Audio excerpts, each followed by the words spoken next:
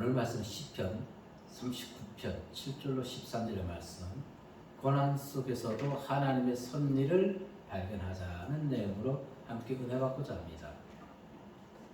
고난 속에서 하나님의 은혜를 발견하는 자와 하나님의 섭리를 깨닫지 못하는 자, 이 두 부류의 반응은 확연하게 차이가 날 것입니다. 하나님의 섭리를 발견하는 자는 그는 하나님을 향해서 어떠한 행동도 하지 않을 것입니다. 그냥 자신의 잘못을 인정하고 죄를 회개하면서 묵묵히 입을 닫게 되는 것입니다. 그러나 자신의 잘못을, 아니 하나님의 섭리를 깨닫지 못하는 자는 자기가 잘났다고 하나님께 온몸 불평하게 되는 것입니다. 그 신앙인이 누굴까요? 성경에 나와 있죠. 요나가 대표적인 인물입니다. 요나서 4장 8절로 9절의 말씀에 보면은 해가 뜰 때에 하나님이 뜨거운 동풍을 예비하셨고 해는 요나의 머리 위에 쪼이며 요나가 혼미하여 스스로 죽기를 구하여 이르되 사는 것보다 죽는 것이 내게 나으니라 하니라. 하나님이 요나에게 이르시되 내가 이 박는 풀로 말미암아 성내는 것이 얼지 옳으냐 하시니 그가 대답하되 내가 성내어 죽기까지 할지라도 옳으니이다 하니라. 마지막 구절 보세요. 내가 지금 하나님께 성내고 뭐 해도 내가 죽기까지 내가 하는 것이 옳다는 것입니다. 왜 그랬을까요? 하나님은 니느웨 성을 지금 요나는 것이 분명히 심판할 것이라 계획하고 그래도 가서 외쳤는데 하나님 용서해 주었잖아요. 하나님의 섭리를 깨닫지 못하는 자는 요나와 같이 내가 성내는 것이 옳습니다 이렇게 하게 된다는 것입니다. 우리 과거 요나의 신앙이 아니었나요? 예, 요나 같은 신앙을 가지고 있었습니다. 저도. 그러나 하나님의 섭리를 깨달을 때는 어떻게 해야 될까요? 다윗과 같이, 그리고 욥과 같이 하나님의 섭리를 받아들이면서 묵묵히 오히려 고난에 임할 때 자신의 지난 날들을 회상하면서 잘못된 부분을 회개하게 되는 것입니다. 그리고 그 어떤 고난과 환난 가운데서도 모든 것이 하나님의 섭리였다는 것을 인정하게 되는 것입니다. 욥과 같이 말입니다. 그래서 우리가 힘들고 어려울 때 요나와 같이 내가 하나님께 썩내는 것이 옳습니다 라고 투정하지 마시고 다윗과 욥과 같이 모든 것을 인정하면서 자신의 걸어온 길, 인생의 길, 신앙의 길을 되짚어보면서 하나님을 바라보며 하나님만 소망하는 성도님들이 신앙 되시기를 이 시간 주의 이름으로 축복하고 기도하겠습니다. 첫 번째 우리에게 들려주신 말씀은 선하신 하나님의 섭리를 받아들이자는 것입니다. 인간의 계획은 악합니다. 그러나 공평하신 하나님, 정의로우신 하나님이 행하는 모든 것은 선한 것입니다. 그것을 있는 그대로 받아들이자고요. 받아들이지 아니하면은 우리는 오만, 불평, 근심, 걱정에 휩싸이게 되기 때문에 그렇습니다. 욥은 자신이 원인 모를 고난을 받을 때 어떻게 행동했습니까? 욥 23장 10절에 보니까 시작. 그러나 내가 가는 길을 그가 아시나니 그가 나를 단련하신 후에는 내가 순금같이 되어 나오리라. 아멘. 우리가 인간적인 방법으로 어려움이 올 때 그것을 헤쳐나가기는 힘듭니다. 그러나 우리에게 어려움이 올 때 인간적인 방법이 아닌 하나님의 섭리를 깨닫는다면 욥과 같이 고백하게 될 것입니다. 나의 지난 모든 일들 하나님이 나에게 불순물, 나의 생각 모든 것을 빠지게 하고 이제 정말로 하나님이 쓰시기 위한 도구로 나를 만들어가는구나. 그 기간이 언제일지는 모릅니다. 오늘 욥 고난 속에서도 하나님의 선한 섭리를 발견했던 것입니다. 그러면서 그런 얘기를 합니다. 욥은 자신이 하나님께 그 어떠한 잘못도 저지르지 않은 것을 그는 알고 있었고 또한 하나님 또한 알고 계실 것을 믿었던 것입니다. 그래서 그가 나를 단련하신 후에는 내가 정금같이 나으리라, 순금같이 되리라. 이것을 알았기 때문에 이와 같은 고백을 드릴 수 있었던 것입니다. 야고보 사도는 분명히 또한 얘기합니다. 인내는 우리의 신앙을 온전하게 해주는 것이라고 얘기합니다. 야고보 1장 4절 말씀에 보면서 이렇게 얘기합니다. 인내를 온전히 이루라. 이는 너희로 온전하고 구비하여 조금도 부족함이 없게 하려 함이라. 어떠한 부족함? 하나님의 잣대에서 봤을 때 부족함이 없게 해준다는 것입니다. 여러분, 하나님이 신앙의 저울로 우리를 지금 현재 평가한다면 우리는 어떤 상태에 있을까요? 오르락내리락 하겠지요. 하나님의 마음에 들지 않을 거란 말입니다. 그러나 고난을 통해서 우리 안에 있는 모든 불순물들 다 제거하고 난 이후에 우리가 그 가운데서도 인내하면서 하나님의 말씀을 순종하고 그분을 사모하며 바라볼 때 이제 하나님이 바라보시기에 부족함 없는 우리 신앙인이 되어야 된다는 것입니다. 이와 같은 하나님이 보시기에 부족함 없는 성도님들의 신앙이 되시기를 주의 이름으로 축복합니다. 오늘 9절에서 말씀해 보면 이렇게 얘기합니다. 읽어볼까요? 시작. 내가 잠잠하고 입을 열지 아니하면 주께서 이를 행하신 까닭이니이다. 아멘. 다윗은 알고 있었던 것입니다. 주님께서 이 모든 것을 행하고 있다는 것을, 그가 고난 중에도 하나님께 입을 열지 않은 이유 7절로 8절에서 다시 얘기합니다. 시작. 주여 이제 내가 무엇을 바라리요? 나의 소망은 주께 있나이다. 나를 모든 죄에서 건지시며 우매한 자에게서 욕을 당하지 아니하게 하소서. 아멘. 그는 자신의 죄 때문에 지금 하나님께 고난받고 있다고 지금 고백하고 있는 것입니다. 그가 하나님께 어떠한 죄를 졌는지 우리는 알 수가 없습니다. 그러나 지금 오늘 본문의 내용에서 보아 분명히 그는 무엇인가 죄를 지은 것입니다. 그래서 하나님이 행하는 그 징책도 징벌도 징계도 그냥 달게 받겠다는 것입니다. 다윗은 앞선 1절과 2절에서 이렇게 얘기했습니다. 자신이 하나님께 아무런 얘기도 변명도 하지 아니할 때 그의 심정이 어땠을까요? 1절 2절 읽어봅니다. 시작. 내가 말하기를 나의 행위를 조심하여 내 혀로 범죄하지 아니하려니 악인이 내 앞에 있을 때에 내가 내게 재갈을 보이라 하였도다. 내가 잠잠하여 선한 말도 하지 아니하니 나의 근심이 더 심하도다. 아멘. 무엇인가를 변명하고 얘기를 해야 되는데 말을 하지 아니하고 입을 닫고 있으니까 근심이 더 가득 찼다는 것입니다. 다윗은 무엇인가를 내뱉고 싶었지만 억제함으로 그의 심령이 근심이 되어 있다고 했지요. 이것은 체험한 사람만이 압니다. 우리가 일상에서 살아갈 때 무엇인가 어떤 일에 대해서 변명을 하고 싶은데 주변에서 하지마! 그렇죠. 하지마! 강요받을 때 말을 하고 싶은데 변명을 못해. 근데 그 사람 심령이 어떻겠어요? 안달복달할 것입니다. 말을 해야 되는데 말을 해 입을 떼고 싶은데 말을 하지 마라 그러니까. 지금 다윗이 어떻게 했다고요? 근심 걱정이 심령에 더 차고 넘쳐나게 됐다는 것입니다. 다윗은 이 침묵, 왜? 현실이 이치에서 어긋나서 잘못을 범하고 있지만은 하나님 앞에서 죄를 범하지 않기 위해서 입을 닫고 있는 것입니다. 자, 우리 사실 저나 모든 사람들이 지금 이 나라 정세를 통해서 300명을 통해서 우리는 그들을 많이 비방하지요. 사실 그 자체가 우리가 하나님께 죄를 짓는 것입니다. 사실은. 근데 우리는 그들을 비판하고 정죄합니다. 저놈들 때문에 나라가 꼴이 안 된다. 예, 맞기는 맞는 얘기인데 사실 오늘 말씀에 비추어 또 성경에 얘기해 보면은 그들을 우리가 미리 정죄하고 판단하지 말아야 되는 것인데 오히려 그들을 위해서 기도를 해줘야 되는데 아직 우리의 신앙이 하나님 보시기에 부족하다는 것입니다. 부족한 것입니다. 오늘 본절에서 다시 침묵은 그런데 1절과 2절에서 얘기처럼 그 침묵과 지금 9절에서 7절과 8절 9절에서 침묵하는 내용은 다른 것입니다. 두 번째 침묵하는 것은 삶의 모든 경험에서 우러나오는 것이었던 것입니다.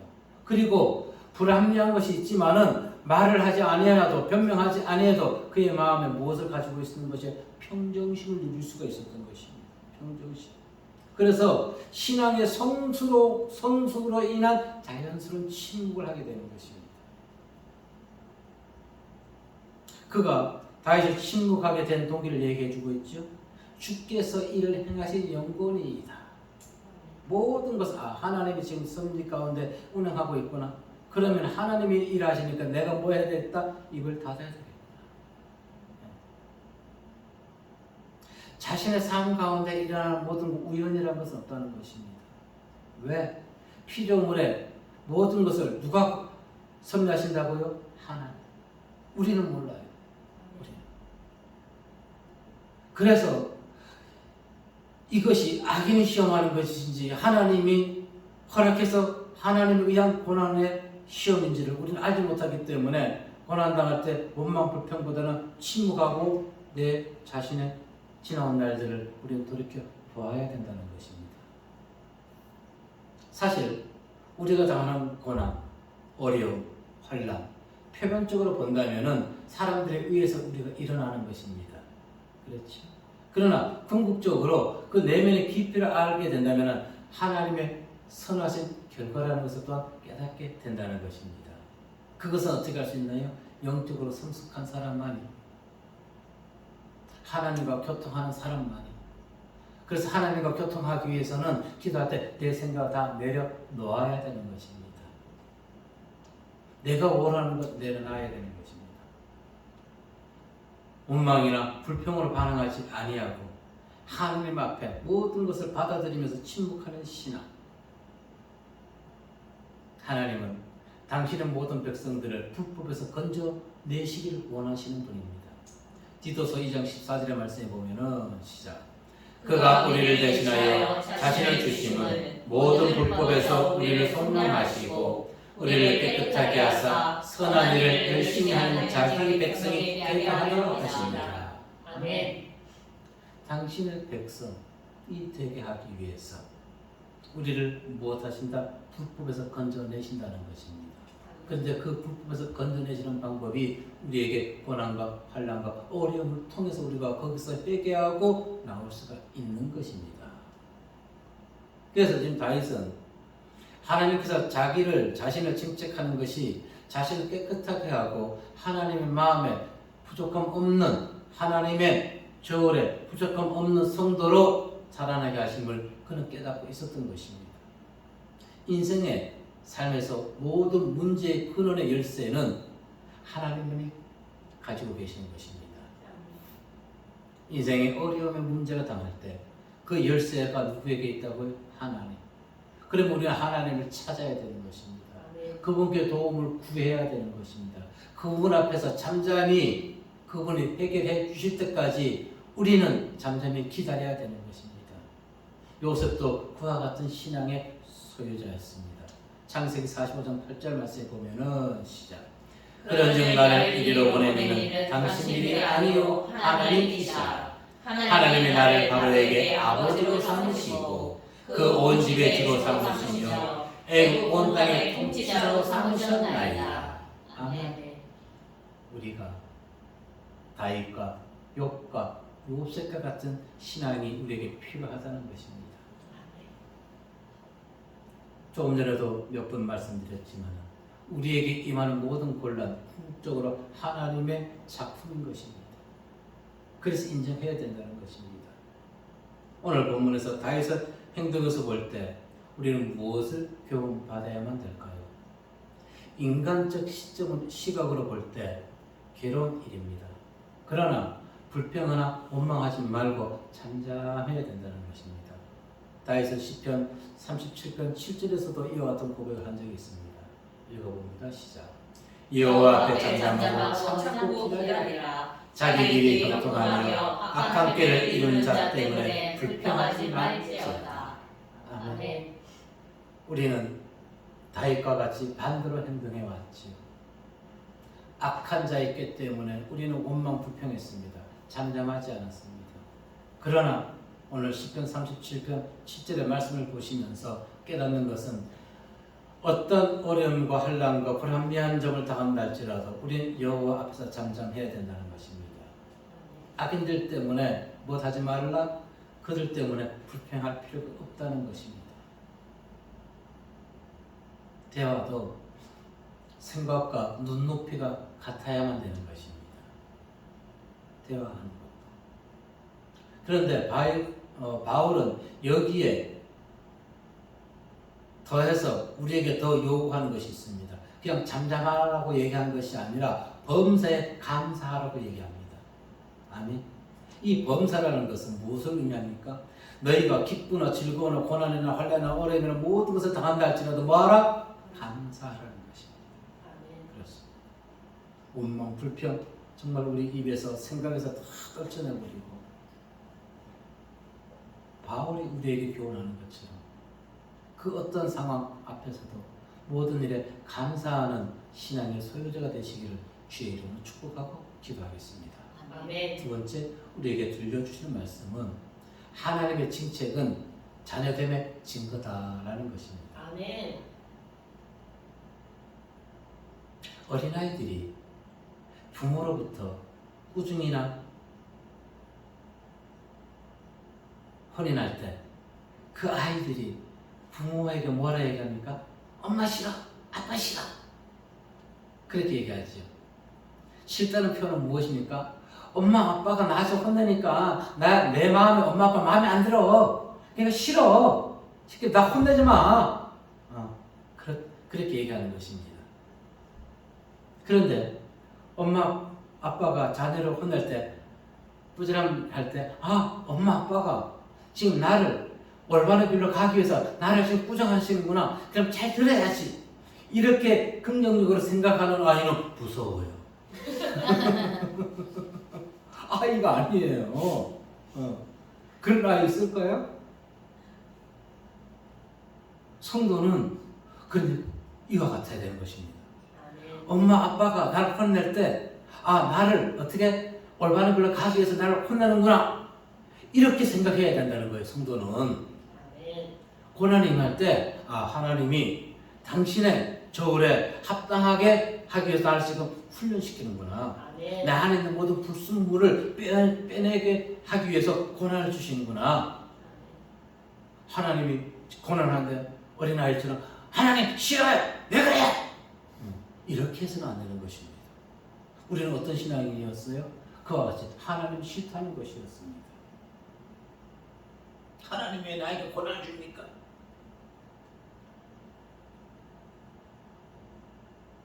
축복만 달라는 얘기죠. 우리 안에 있는 불순물을 제거해 주는데 그럼 그 고난 없이 불순물을 어떻게 빼낼 겁니까? 그것이 어린아이 신앙이었던 것입니다. 이제 뭐 하지 말라? 하나님 미워요? 싫어요? 하지 마시기 바랍니다.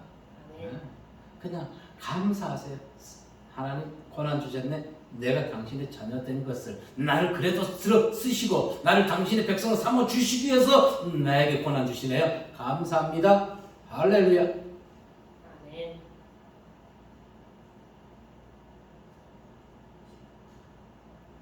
정말로 이와 같은 신앙인이 되어야 될 줄로 믿습니다.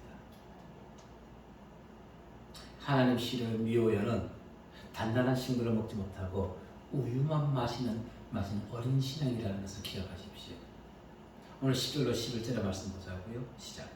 주의 징벌을 나에게서 옮기소서. 주의 손이 치심으로 내가 쇠망하는 나이다. 주께서 죄악을 책망하사 사람을 치게 하실 때에 그 영화를 종목같이 손으로게 하시니 참으로 인생이란 모두 헛될 뿐이니이다. 아멘. 네. 자, 이처럼 성도에 대한 하나님의 징계는 그분의 자녀라는 증거인 것입니다. 그는 어떻게 얘기했습니까? 하나님이 그를 징책하자 나는 쇠망하였나이다. 쇠망했다는 것입니다. 이것은 왕권을 잃고 망하게 되었다는 것을 의미하는 것이 아니라 하나님의 징계로 인해서 거의 죽게 되었다는 것을 지금 자기 자신의 신변을, 자신의 처지를 그대로 고백하고 있는 것입니다. 비유적으로. 자, 시편 38편 3절과 5절과 7절의 말씀 봅니다. 시작.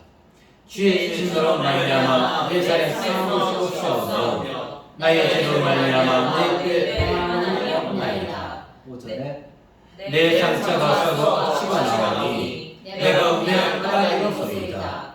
내가 아프고 심히 부풀어졌으며 조일도록 수술 중에 가느니이다. 내 허리에 열기가 가득하고 내 살에 상한 곳이 없나이다. 아멘. 그러면 다윗은 왜 이와 같은 고난을 어려움을 당했을까요? 3절 하반절에서 잠시 언급했습니다. 힌트를 주었어요. 나의 죄로 말미암아. 근데 4절의 말씀 보니까 다시 읽어봅니다. 시작. 내 죄악이 내 머리에 넘쳐서 무거운 짐 같으니 내가 감당할 수 없나이다. 아멘. 지금 다윗이 하나님으로부터 징계를 받고 자기 몸이 지금 쇠잔해지고 질병을 얻어서 곧 없어질 것 같이 되었다는 것은 바로 그 원인은 죄악이 넘쳐나서 무거운 짐같이 되었다는 것입니다. 분명히 얘기하지만 우리는 그거 어떤 죄를 저질렀는지 모릅니다. 저지른지는. 그러나 분명히 그는 하나님께 죄를 지었기 때문에 하나님이 그를 지금 징계하는 것입니다. 더 하나님의 마음에 합한 다윗으로 만들기 위해서. 아멘. 만약 우리가 다윗과 같이 하나님께 징계를 받았다 할지라도 지금 다윗과 같이 고백하면서 하나님만 바라보면서 하나님만 소망할 수 있을까요? 아니. 대부분의 사람들이 어린아이가 부모가 훈계할 때 엄마 싫어 아빠 싫어 하듯이 하나님 싫어요 그리고 떠나버릴 거란 말입니다. 대부분의 성도들. 아까도 잠시 언급했지만 이 나라의 300명들은 온갖 부정을 저지르고 있습니다. 또 장관에 임명된 자들의 과거 행태를 보십시오. 그들은 그래도 온갖 죄악과 편법을 저지르면서도 세상을 살아오면서 지금 승승장구하고 있는데 하나님 왜 그들은 징계하지 아니하고 징벌하지 아니하고 내가 그 조금 죄를 졌다고 나는 이렇게 힘들고 어렵게 하십니까? 라고 항변하지 않을 사람이 있어요? 나와보래. 그래 그렇게 항변하지 않을 사람이 있는지 보세요. 지금 불합리하잖아요. 우리가 하나님께 뭐 큰 죄를 졌다고 저도 300명 중에 장관 되는 자들 보자고요. 그런데 그들은 잘 나가잖아요. 그렇게 해서는 안 된다는 것입니다. 아멘? 네. 그냥 우리는 그들은 그들이고 우리는 우리고 하나님이 그들은 버린 자식이고 우리는 하나님의 자녀고 우리가 만약 그렇게 300명들은 저렇게 지금 장관되는 자들 저렇게 불법과 편법을 악행을 저질렀는데 저는 잘되게 하고 우리는 이게 뭡니까? 이렇게 항변한다면 하나님이 어떤 응답을 주실까요? 예레미야 애가 3장 38절과 39절에 이 말씀 주시지 않을까 싶습니다. 시작. 화와 복이 지존자의 입으로부터 나오지 아니하느냐. 살아있는 사람은 자기 죄 때문에 벌을 받나니 어찌 원하냐. 아멘. 그들도 이미 벌을 받을 것이고 우리는 하나님이 잘못된 죄를 졌을 때 그때 징계해 주신 것을 감사해야 된다는 것입니다. 아멘. 빨리 버릴 수가 있으니까. 아멘.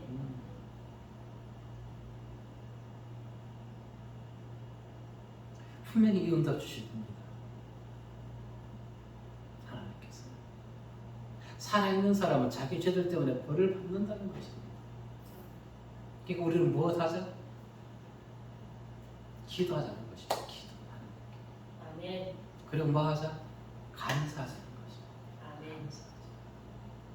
그래서 성도는 미련한 자가 되어서 하나님을 원망해서는 안 되는 것입니다. 잠언 기자는 12장 3절에서 이렇게 얘기했습니다. 사람이 미련함으로 자기 길을 국배하고 마음으로 여호와를 원망하느니라. 제가 그랬다 했잖아요. 처음에 와서 하나님 왜 그런 교회에 나를 보냈습니까? 원망불평했다고. 신앙이 그때는 어떤 신앙? 우유 마시는 신앙이었기 때문에 젖만 먹는 신앙이었기 때문에 그런데도 아직까지 그것을 완전하게 떨쳐버리지 못하고 있단 말입니다. 몇 년 됐는데? 20년이 지났는데 언제 잘할래? 언제? 하나님 그렇게 하지 않을까요? 너 언제 잘할래? 나는 너를 들어서 사용하고 싶은데 너가 잘해야 쓰지. 아멘. 주여. 요나가 물고기 뱃속에서 3일 3날을 있다가 구원받은 후에 그가 어떻게 고백했습니까? 요나서 2장 4절 말씀 보자고요. 내가 말하기를 내가 주의 목전에서 쫓겨났을지라도 다시 주의 성전을 바라보겠나이다. 아멘. 비록 우리가 지금 하나님으로부터 징계를 받고 어려움이 있다 할지라도 쉽게 얘기해서 요나와 같이 쫓겨났다 할지라도 그래도 우리는 뭐하자? 하나님만 바라보자는 것입니다. 아멘. 네. 하나님만 바라보자. 왜? 나의 소망이 그에게 있기 때문에. 다윗은 10절에서 분명히 이렇게 고백했습니다. 주의 징책으로 내가 쇠망하였나이다. 쇠망하였다는 것은 황폐하게 되었다, 파괴되다, 망하게 됐다는 것입니다. 무엇을 의미합니까? 인간의 방법으로는 도저히 헤어나올 수 없는 영육간의 극심한 파멸의 상태에 임했다는 것입니다. 영육간. 그러나 그는 자신이 어떤 처지에 있든지 간에 하나님만 바라보겠다고 얘기합니다. 7절에서 이렇게 얘기했죠. 주여 이제 내가 무엇을 바라리요? 나의 소망은 주께 있나이다. 아멘. 그렇습니다. 비추는 게 우리 그 성도들이 이제 무엇을 바라겠습니까?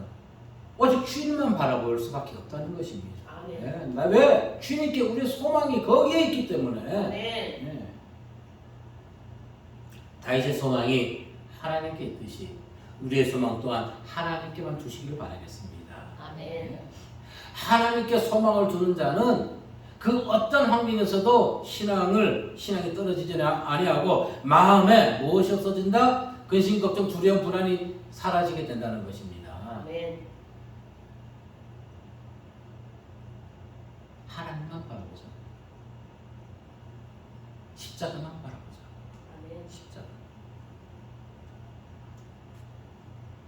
다윗은 12절에서 눈물의 강구를 합니다. 읽어봅니다. 여호와여 나의 기도를 들으시며 나의 부르짖음에 귀를 기울이소서. 내가 눈물을 흘릴 때 잠잠하지 마옵소서. 나는 주와 함께 있는 나그네이며 나의 모든 조상들처럼 또도 나이다. 나그네라고 했습니다. 주님이 없이는, 주님의 은혜가 없이는, 보살핌이 없이는 살아갈 수가 없다는 것입니다. 우리가 마찬가지인 것입니다. 우리는 세상의 거류자인 것입니다.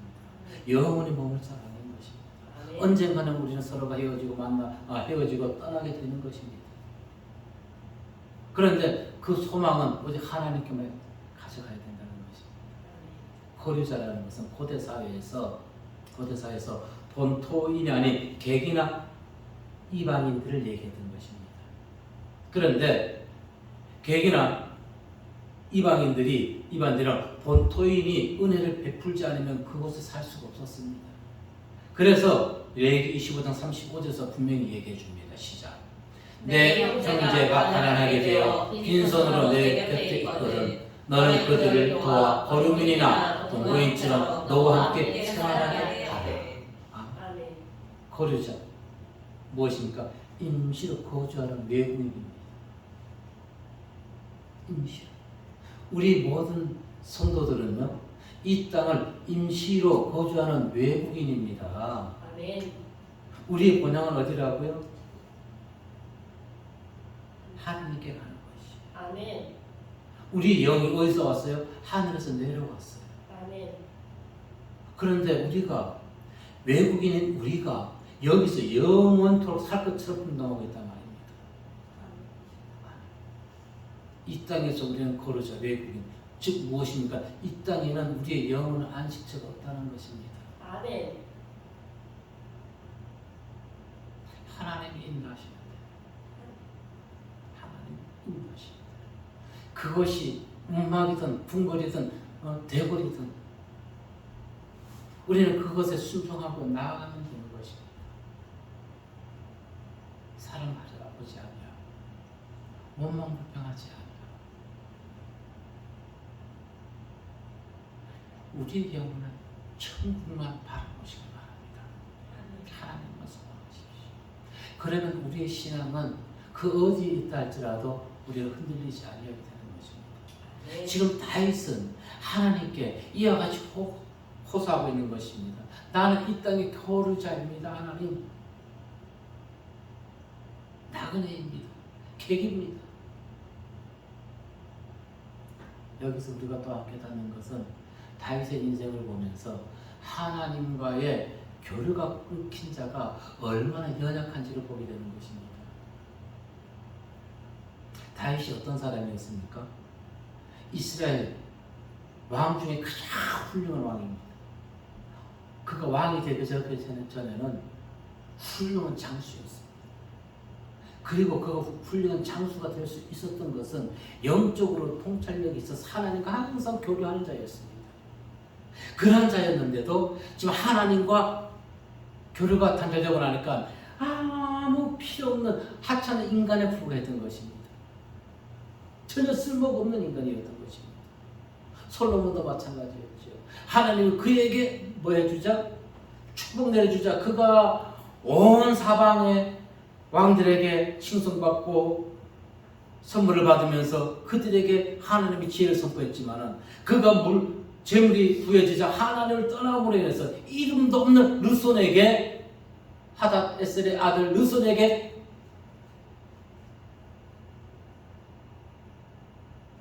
그가 봉변을 당하고 또 르손이 그의 가시가 되었던 것처럼 우리 모두는 하나님을 떠나서는 아무런 희망과 소망이 없다는 것입니다.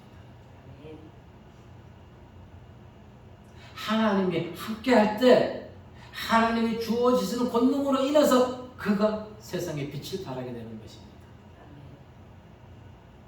결국 다윗은 하나님 앞에 무릎을 꿇습니다. 하나님의 긍휼하신 도움을 간구하는 것입니다. 그러면서 그는 이렇게 합니다. 하나님 나를 다시 회복시켜 주십시오. 회복시켜 주었을까요? 회복시켜 주었습니다. 40장 1절과 2절에 보니까 이렇게 얘기합니다. 내가 여호와를 기다리고 기다렸더니 귀를 기울이사 나의 부르짖음을 들으셨도다. 나를 기가 막힌 웅덩이와 수렁에서 끌어올리시고 내 발을 반석 위에 두사 내 걸음을 견고하게 하셨도다. 그런데 여기서 성경 신학적으로 하나의 말씀을 이렇게 있습니다. 39편의 말씀과 40편의 말씀이 동시대 같이 연결된 건지는 모릅니다. 학자들도 지금 그것은 몰라요. 그러나 문맥상으로 본다면은 이 분명히 뭐 했다 하나님은 그의 기도를 들어 주셨다는 것입니다. 학적으로 보지 말고 그냥 문맥상으로만 보자고요. 문맥상으로만 본다면은 분명히 들어주신 하나님. 아멘. 그래서 우리가 오늘 다윗의 시면에서 교훈받을 것은 자신을 높이는 자는 하나님을 은혜를 배척함으로 인해 가지고 하나님의 은혜의 담비를 받지 못합니다. 그러나 자신이 낮추는 자는 어떻게 돼요? 하나님의 은혜의 담비 속에 있게 되는 것입니다. 자, 친구를 하나 예를 들죠. 비가 여기서부터 내린다 치자고. 그런데 이 사람이 교만해가지고 지금 높아져 있어. 그러면 어떻게 될까요? 은혜의 담비는 중간에서부터 내리는데 낮아져야지 은혜의 담비를 맞을 수 있지 않습니까? 결국 높아지게 된다면 어떻게 되는 것이에요? 은혜의 담비를 맞지 못하면 죽을 수밖에 없다는 것입니다. 그래서 우리는 뭐 하자? 낮아지자, 겸손하자는 것입니다. 아멘? 낮춰야 되는 것입니다. 마태복음 23장 12절 말씀에 보면은 시작. 누구든지 자기를 높이는 자는 낮아지고 누구든지 자기를 낮추는 자는 높아지자. 아멘. 이 말씀에 육적으로만 이것을 받고 육적으로만 우리는 고개 숙여서 되는 것이 아닙니다. 누구처럼 지금 선거 유세가 있지요. 이 사람들은요 지금 선거 유세니까 지금 의식적으로 당선되기 위해서 사실 몸을 낮추는 것이에요. 분명히 하자고요. 그 사람들이 언제 우리에게 제가 누굽니다. 선거인 본인입니다. 뭐 이렇게 해요. 그들이 우리한테 뭔 인사했나요? 아니요. 지금 그들은 저들이 하는 행동은 국민을 섬기기 위한 것이 아니라 자기들 욕심, 자기들 만족을 채우기 위해서 백성들 앞에서 국민 앞에서 어떻게 스스로 일부러 낮아지는 것이에요. 그러나 그들이 자신들이 원하는 것 때 보십시오. 내가 누군데 하고 또 교만해버리지. 그래서는 안 된다는 것입니다. 그것이 잘못됐다는 것이지요. 그것이. 우리는 뭐한다? 성도는 그런 것과 상관없이 와야 된다? 항상 낮아지고 겸손해서 해야 된다는 것입니다. 아멘? 네. 이것이 하나님과 성도의 관계가 되어야 되는 것입니다. 우리는 외면적인 문제는 외면적으로 문제가 나타나는 것은 내면에 문제가 있다는 증거라는 것입니다. 아멘. 그래서 항상 우리가 외면적으로 힘들고 어려움이 올 때, 나의 내면에서 하나님과 나와의 관계가 무엇이 틀려있지, 무엇이 막혀있지, 그거를 뚫으시고 찾기를 바라겠습니다. 항상 문제를 인간적인 방법으로 해결하는 것이 아니라 다윗과 같이 하나님 앞에 잠잠하며 내가 과연 무엇을 잘못하였기에 그 자신의 신앙과 인생의 길을 되돌아보면서 하나님과의 관계를 회복하시고 우리에게 모든 일어나는 것은 우연이 아니라 하나님의 섭리 가운데 일어난다는 것을 반드시 기억하고 다윗과 같이 하나님을 소망하시는 성도님들 되시기를 이 시간 주의 이름으로 축복하고 기도하겠습니다. 기도하겠습니다.